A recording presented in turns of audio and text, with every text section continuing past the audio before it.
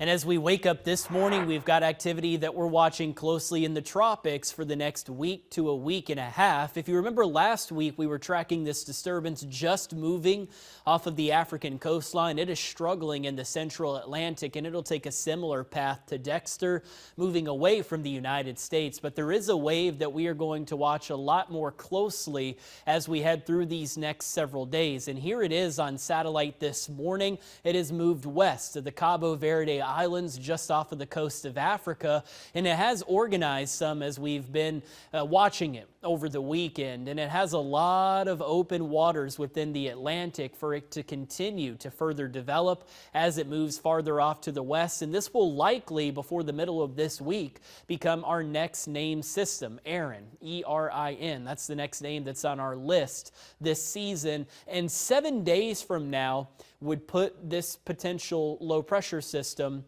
at the end of this red shaded zone. And notice how even at the end of this red shaded zone, a whole lot of land left between the ocean and the east coast, and from there a little more of a turn. So there will be a lot of finer details that will change with each run of our very long-range computer guidance that we have for the next 7 to 10 days. The main thing, though, is just for us to watch this closely as it moves farther off to the west, and we'll bring you the first alert when this becomes Erin at some point over the next couple of days. And from a climatology standpoint, we're starting to get to that time of year where the tropics begin to wake up. Notice how our shades of red indicating the occurrence of tropical activity start to increase as we head towards Labor Day weekend. And so there, from here on, over the next couple of weeks of August, there is a little more likely of a chance for us to have systems that we're watching in the Atlantic, and we'll be bringing you the first alert to those as they try and develop all hurricane season long, and especially with that one I just showed you over the next week. From the top of our transmitter camera in Kershaw County, it looks like a scene from The Mist. You're not really seeing much this morning.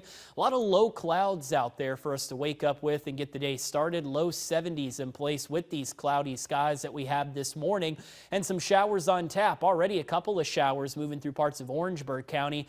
All of this moisture that you see across the low country, it'll continue to stream into the Carolinas as we head through the next several hours of this morning. So in the meantime, until those get here, I am starting to see a little more rain move from Orangeburg into Calhoun County, and more of these showers will eventually move into Lexington and Richland counties over the next 30 to 45 minutes. So as far as what to wear this morning, rounds of rain are on tap for us, so have your jacket or have your umbrella ready to go. And if you happen to be in a period of time where you're dry right now, just know that there will be better opportunities to pick up on some rain and thunder, especially I think closer to lunchtime and into the afternoon. A couple of showers can't be ruled out through the rest of this morning, but once we get through the end of the morning and into the afternoon, we'll have these rounds of rain with rumbles of thunder out there, and these clouds and showers keeping us cooler, with highs barely making it above the 80-degree mark. Now we'll have some more thunderstorms out there for our Tuesday. Once we hit Wednesday, Thursday, and Friday of this week, a ridge of high pressure builds in. What that means is that